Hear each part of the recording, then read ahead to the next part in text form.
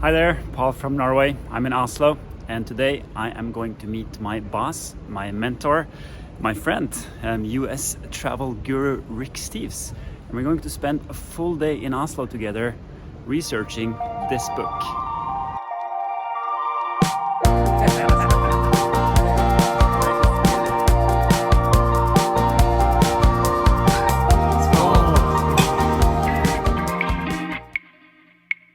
I've known Rick for quite some years, but here's from our first meeting 11 years ago in Kalmar, Sweden. Since then, I've had the pleasure of leading his groups in Scandinavia and Spain, and also worked on his books all over Europe. Here we're at a party in Edmonds, Washington. Here we're recording for his radio show, and here preparing for a live broadcast on his Monday night travel show.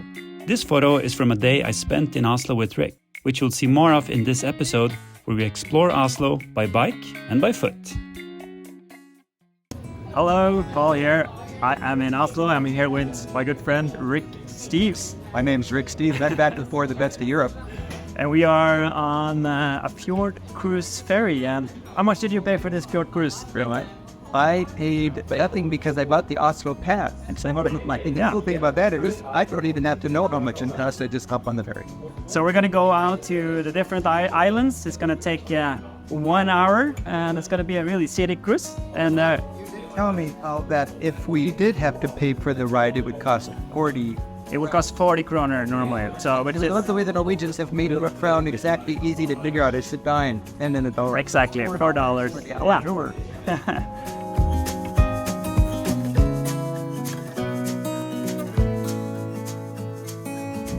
So we just hopped off at first island, Hovedøya. What's your impression so far, Rick? It's so easy. It's so easy, and in 10 minutes you're away from the city. I mean, yeah, if we're under it's a different world. Yeah, it's all green. There's a fox out there, actually. Is that right? I see here in a hunt. Well, I mean, Oslo is on a fjord. And yeah. As you mentioned earlier, the cool thing is now, because Oslo has replaced that industrial waste that understandably the city looked away from the fjord in those days, but now the city looks at the fjord. Yeah. And consequently, you got more convenient ferry connections to the little island. Exactly. The fjord is not just it's not just a body of water that we look at, we actually use it. Yeah. We go boating on it, we swim in the fjord, we fish, we kayak, we do all sorts of things. And swimming in the bird's a big deal these days. It's a huge deal.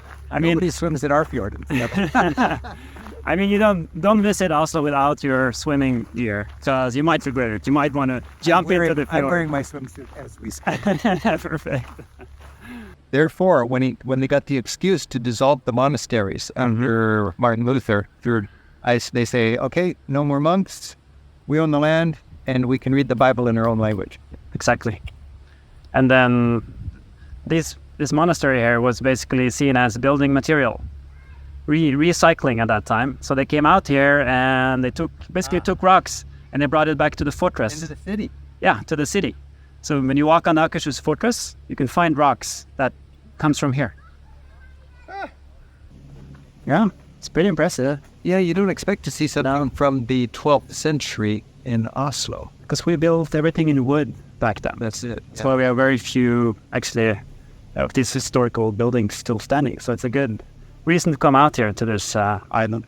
And with my Oslo pass, I can hop on the boat. I can step into any site.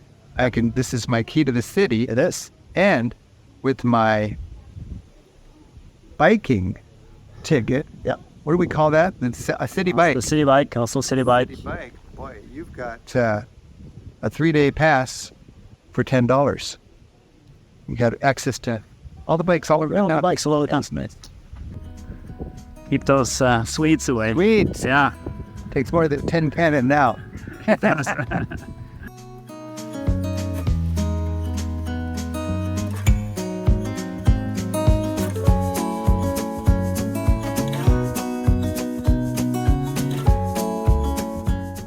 So now we're coming out to one of the many harbors in Oslo, and I happen to have my sailboat here. So we'll have a quick glimpse of that. This, as many other harbors, this one is run by the members. So it's quite cheap, only $600 a year. Yeah. Keep your boat here.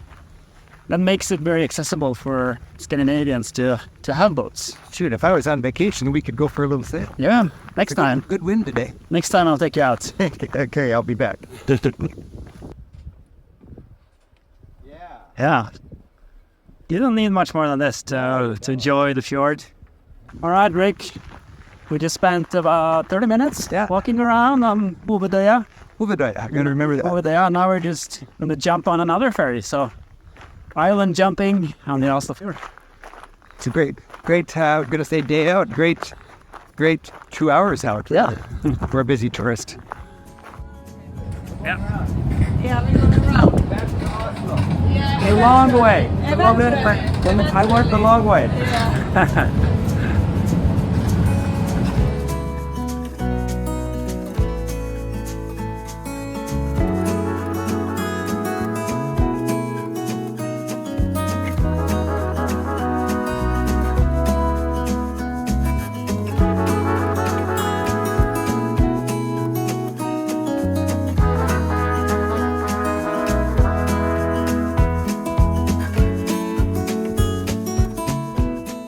Rick, what's a vimple? You know, a vimple is really important. It's a narrow flag, and if you have a full national flag, it gets tattered in the wind, and you got to take it down every night. So when a vimple, it survives the Norwegian wind, and you can leave it up and be more efficient. Norwegian, correct. It's common sense. A vimple. Take a vimple home and put it on your cabin.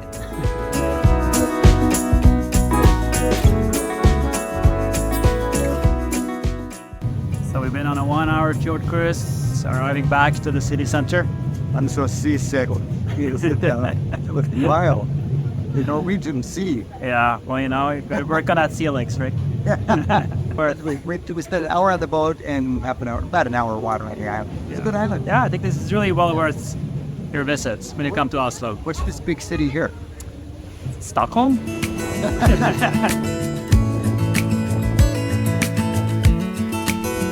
Here with Rick Steves, and we have just rented city bikes. I love it too. It's $10 basically for a 3-day bus to all the bikes in town. All you gotta do is use the app, and you can pick them up and drop them anywhere you like. And we're gonna incorporate that into a very, very important look at the newly renovated former industrial harbour front of Oslo. Yeah. Oslo has gotten a considerable facelift the last years, and we're gonna go take a look at it. And we'll weave in the new Munch Museum on the way. I'm screaming with joy.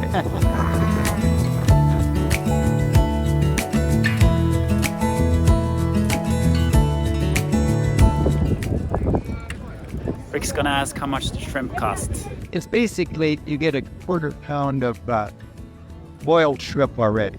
You peel them yourself, put them in an open-faced sandwich, put on some mayonnaise, some dill, and sprinkle some lemon juice on top. I'll have what he's having. God, they're coming to see and do in Oslo. Best city in Europe. Best city in Norway.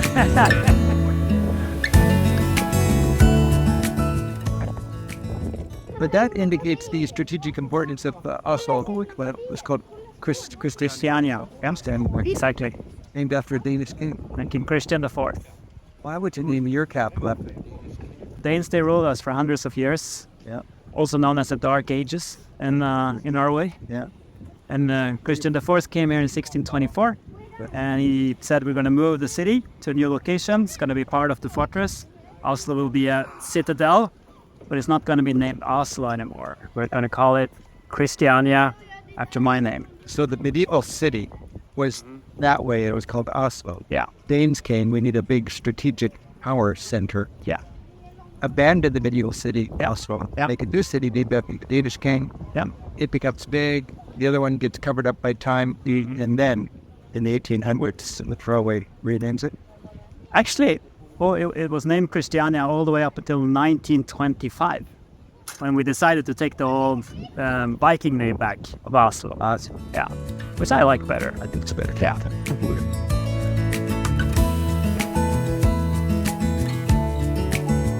Looks like you're really enjoying Oslo, Rick. Well, Stockholm was all booked out, so I had no choice. We both know that's a lie.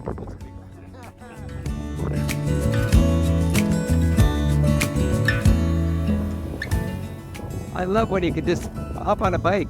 Yeah. Sightseeing's great. Sightseeing in the chill wheels even better. It's mackerel. Mackerel, huh?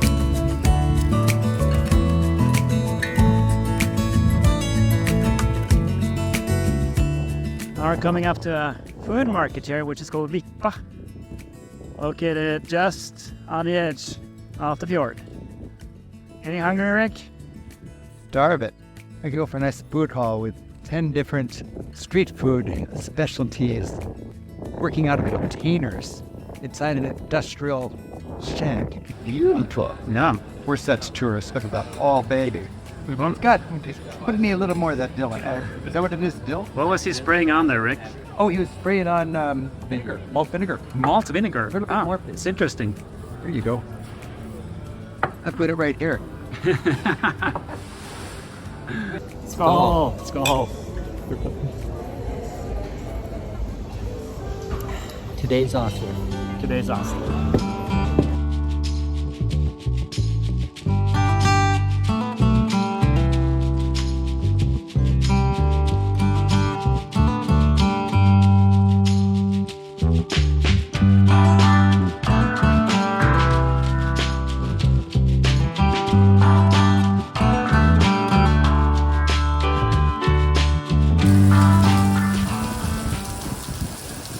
Weather is unpredictable in Norway, so No bad weather, just inappropriate clothing. always clothing. So bring a rain jacket or be prepared.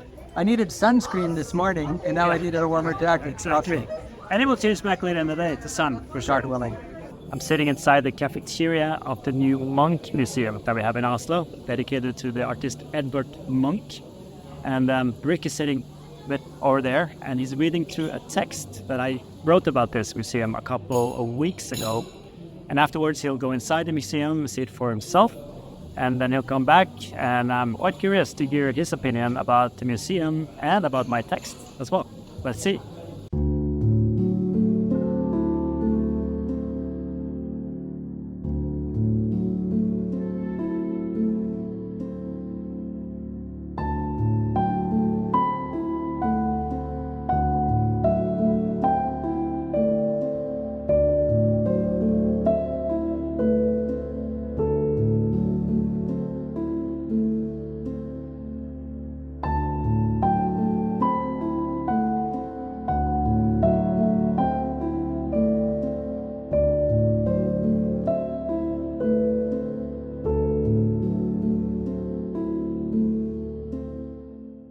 So Rick, what do you think about the new Munch Museum? I've got lung goosebumps on me right now. Really? I swear it is so good. Yeah. And also, I feel like I'm cheating. You wrote up the whole thing, and I just did it. And it's right on, and I'm very enthusiastic about it.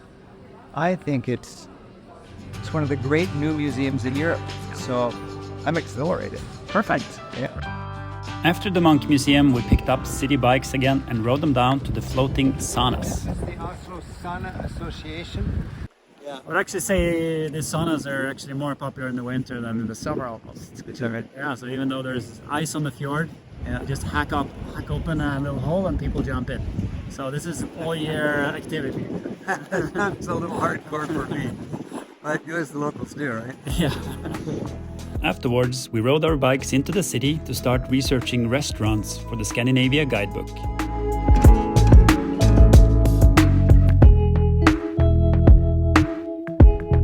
So we have now moved on to researching restaurants. That's right. Yeah, we're in the neighborhood of Grönland, Greenland. This is just a noisy street out there, but you step into here. Sorry.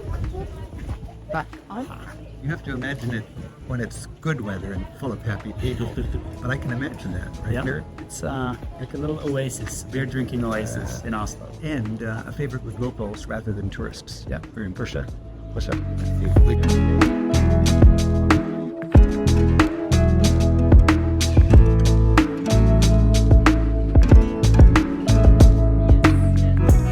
Now we're coming to Olaf Ryes Plass, which is a very nice square in Oslo. Olaf Ryes. I've been here for 2 days. Olaf Ryes Plass. Yeah. Are you 30? Are you 30? Det er ferdig. Snakker norsk? Snakker norsk. Takk for Ja. maten. Vær så god. And you know this square from before, right? Oh yeah, this is sort of the heart and soul of this whole working class district. This neighborhood, which has become very gentrified, but Quite nice. Yeah. still is a very charming place, I would say. Yeah, the trams going by, the Yeah. flowers, the statues, the fountains, the people hanging out. You can really feel the local vibe here. You can feel the vibe that is Europe. People in the streets, Yeah. neighborhoods that are vital. You know, traditions that are worth traveling for. Yeah. Yeah. All Perfect. right. Well, let's Let's turn go. that off and get to work.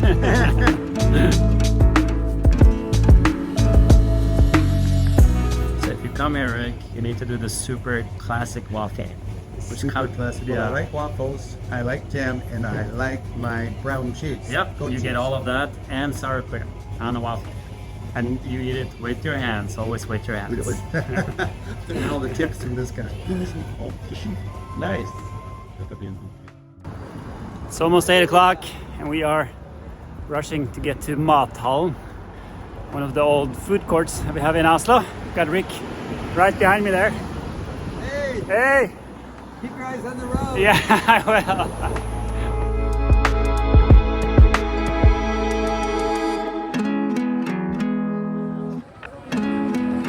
Yeah, you like it? I like it. I like it. There's a good energy.